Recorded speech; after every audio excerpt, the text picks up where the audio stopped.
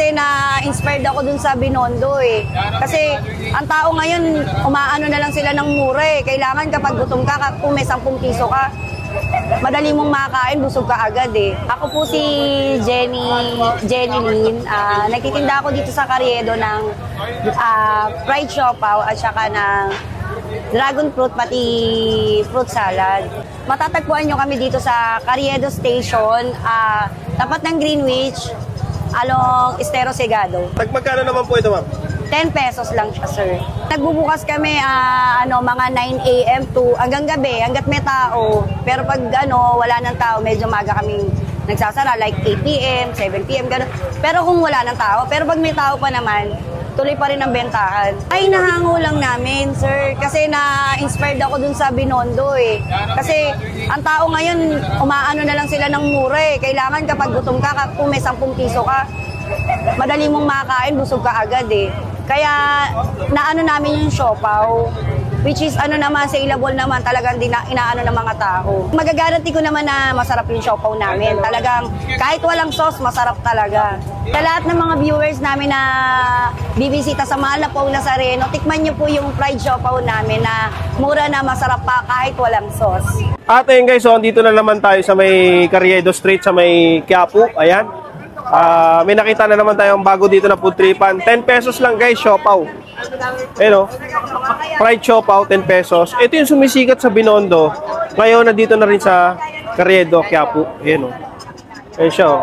10 piso yan. Fried siya. Ito yung tsura niya sa loob o. Wow. Ito siopaw na to kahit wala ng sauce. Mabisa daw to eh. Wala siyang pangalan ngayon, pero siopawan to ni Ate. Anong pangalan niya, ma'am? Anong pangalan? Ito, dragon fruit, saka fruit salad. Jenny po. Ayan, siopaw ni Ate Jenny. Ayan, 50 pesos, sir. so, tikman na natin. Siopaw. Ano tawag yun? Toasted siopaw. Fried po, fried. Fried siopaw. Tapos Kung ano yung lasa ng siopaw na nakakain natin yung malalaki salad juice. sa mga convenience store. Ganun din yung lasa niya. Pinalit lang siya. Saka malilamlam talaga siya. Malasa yung sauce, yung flavor na ginamit dito. Solid yung yelo. Sarap. Yelo marami. Tapos meron din sila dito mga fruit salad. 50 pesos lang. Ito yung isa yung nakakatawa. Kasama natin si Kafood Trip mag-vlog. O yan, 50 pesos. Tapos, fried siopaw, no? Anyway guys, hindi ko na ito matatagalin. Gusto ko na rin itong enjoyin dito. Kung mapapunta kayo dito sa may Quiapo, sisimba kayo, Friday. Subukan yung daanan guys, 10 piso lang. Thank you. Ma'am, pwede po kayo matanong, masarap po ba? Pabisa? Kaya nga bumili pa ako. Marami? Ayun daw. Sige ma'am, thank you. 100. Ay, 100 pa uli! Hindi isang peraso. Ang laman niya is Bukyaw na ni Madam. Napaulit, boss. Kaya nga eh. May promo kami. Buy one, take one, 20.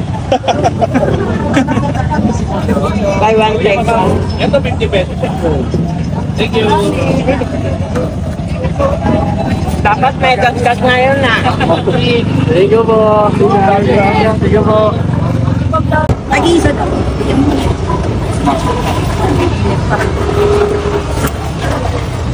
Thank you. Thank you po.